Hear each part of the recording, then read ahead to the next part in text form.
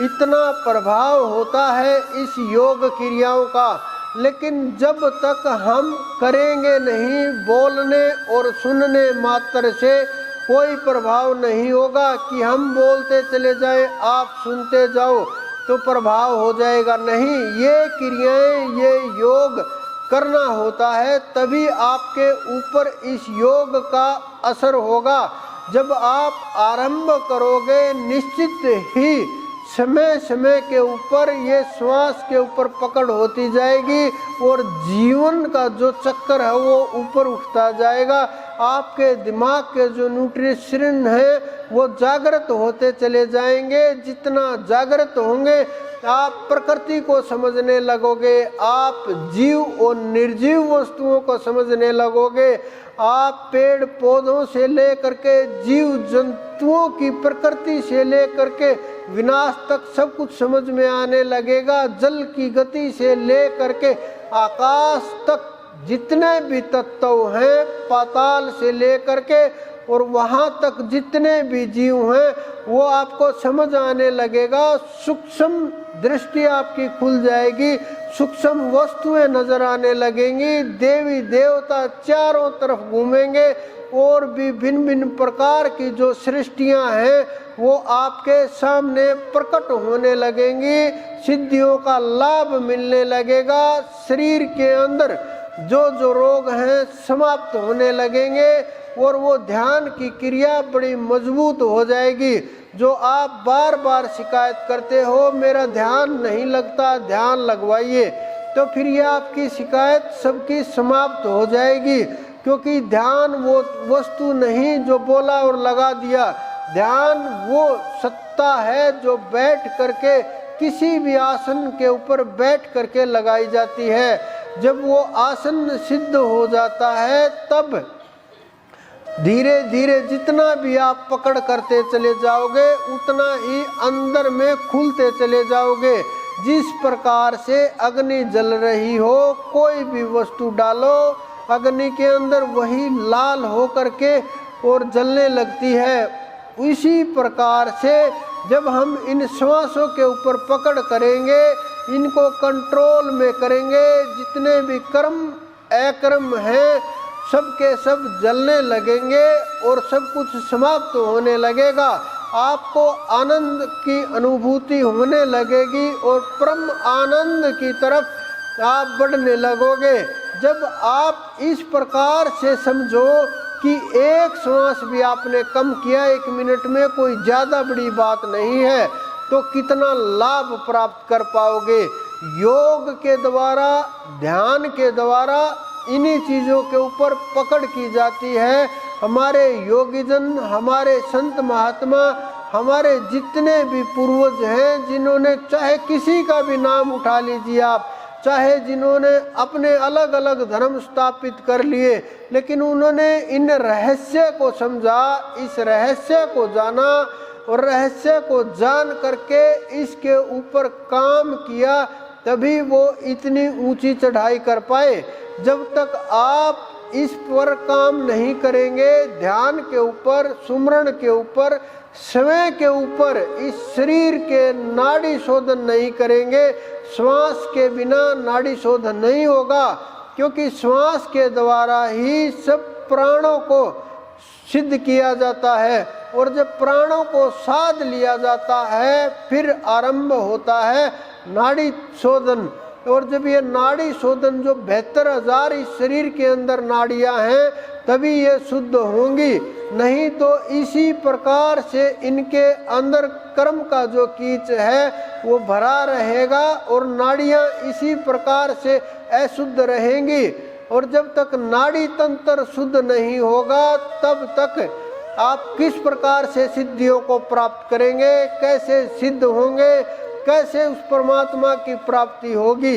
ये सारी की सारी चीज़ें स्टेप बाय स्टेप होती हैं, कदम बाय कदम होती है, नहीं तो आप उस स्थिति तक नहीं पहुंच पाओगे, नहीं जान पाओगे। चाहे स्त्री हो चाहे पुरुष हो, ध्यान की इस गली से उसको गुजरना ही पड़ेगा। इस रास्ते से जाए बगैर आप उस परम पद को प्राप्त नहीं कर सकते जहाँ पहुँच करके आप स्वयं की खोज करते हो, अपना अनुभव करते हो, अपनी प्राप्ति करते हो, अपने आप को सामने पाते हो, आत्मा की खोज हो जाती है, परम तत्वों की प्राप्ति हो जाती है। खोना और पाना कुछ भी शेष नहीं रहता। जो शेष रहता है वो बस केवल वो परमात्मा रहता है, और वो परमात्मा जब शेष रहता है तो कुछ भी पाना शेष नहीं रहता। उस अनंत की खोज के लिए आप इधर उधर भटकते रहो। कितना भी आप स्नान करो, चाहे 2 समय करो, चाहे 3 समय करो, चाहे 5 टाइम स्नान करो, कुछ भी करते रहो।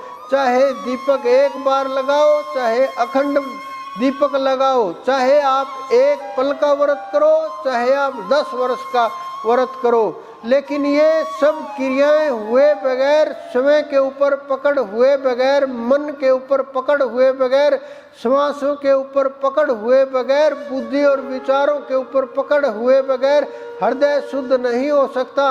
और जब तक हृदय शुद्ध नहीं होगा, आप उस परमपिता परमेश्वर को कहाँ बैठाओगे, कहाँ रास्ता दोगे उसका? केवल मात्र कृष्ण करने से वहाँ नहीं पहुँचा जा सकता। अनंत अनंत करोड़ों लोग, अरबों लोग चल रहे हैं, पैदा होते ही सिखा दिया जाता है, लेकिन ये क्रिया क्या है जो हमारे संतों को पता लगी? कौन सा ऐसा रहस्य है जिस रहस्य को खोज करके हमारे संत उड़ गए आकाश के अंदर? कौन सा ऐसा तत्व है जिसको प्राप्त करने के बाद फिर आना और जाना नहीं होता? कौन सा ऐसा तत्व है जो सब लोकांतरों से हाथ पकड़ करके आपको उठा ले जाएगा? क्या ऐसी ताकत है? कौन सा ऐसी गुप्त सुरंग है? कौन से ऐसी भौर गुफा है जिसके अंदर से गुजर जाना पड़ता है और कोई भी रोकता नहीं और आपकी चढ़ाई चलती जाती है? लेकिन इस रहस्य को समझना इतना आसान नहीं है। जब आप कोई भी सवाल करते हो, उससे पहले मैं कई बार कोई सवाल करता है तो मैं बोलता हूँ, जब मैं बोलूँ तो थोड़ा कानों को खुले रखा करो, क्योंकि बहुत लोग बैठे बैठे सो जाते हैं, आलस से भर जाते हैं, इधर उधर की बातें करने लगते हैं, घर परिवार के अंदर फंसे रहते हैं और इधर उधर की निंदाओं के अंदर फंसे रहते हैं, और सांसारिक जीवन और शरीर के साथ जो जिसका जुड़ाव है उसके अंदर बुरी तरह से दलदल में फंस जाते हैं और ध्यान और कान खुले नहीं होते। जब आप अपने कानों को खोल करके ध्यान के साथ सुनेंगे तो आपकी चढ़ाई शब्द के साथ शुरू हो जाएगी। जब शब्द वो आपसे टकराएगा तो आप उठते चले जाओगे। बहुत से लोग ऐसे हैं, शराब पी करके बैठ जाते हैं कि मैं ध्यान कर रहा हूँ। क्या वो ध्यान है? बहुत से लोग नशा करके बैठ जाते हैं कि मैं तो ध्यान कर रहा हूँ। आंखें खोल के एक बार इधर देखते, एक बार इधर, कि घर वाले सो गए, उठ करके मैं भी सो जाऊँ। आज कलेश से पीछा छूट गया, इसी बहाने राम के नाम से बिल्कुल क्या लगा हमारा, 10 मिनट बैठ गए, घर वाले सो गए, अब मैं भी सो जाता हूँ। घर वाले पूछते, अरे ध्यान किया करो, कि मैंने तो किया था। क्या यही ध्यान है? क्या इसी को ध्यान बोलते हैं? क्या हम यही सिखाते हैं? क्या हमारे ऋषि मुनियों ने यही सिखाया है? क्या हमारे संत महात्माओं का यही रास्ता है?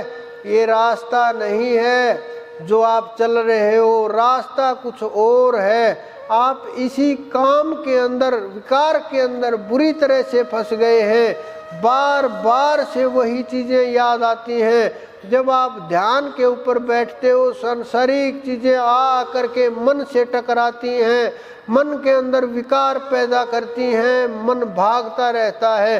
मन इतना भागता है, इतना तो आप उठने के बाद भी नहीं भागता जितना ध्यान के ऊपर बैठने से भागता है। वो क्या कारण है? वो परत दर परत जो हमने जमा किया है, जन्म दर जन्म, जन्म जन्मांतर से जो हमने संचय किए हुए कर्म हैं, वो इकट्ठा किए हैं अनंत अनंत जन्मों के, अनंत अनंत युगों के, अनंत अनंत सृष्टियों के जो हमने कर्म इकट्ठा किए हैं, वो कर्म उखड़ उखड़ करके आते हैं। जो हमारे शरीर ने भोग विलास किए हैं, जो हमारे शरीर ने आज तक मजे लूटे हैं, जो आज तक इस शरीर ने सुख सुविधाएं प्राप्त की हैं, वही चीज़ें बार बार याद आती हैं और उनका मन के साथ बड़ा गहराई से रिश्ता हो जाता है। और ये रिश्ता जब टूटता है तो वही चीज़ें घूमने लगती हैं।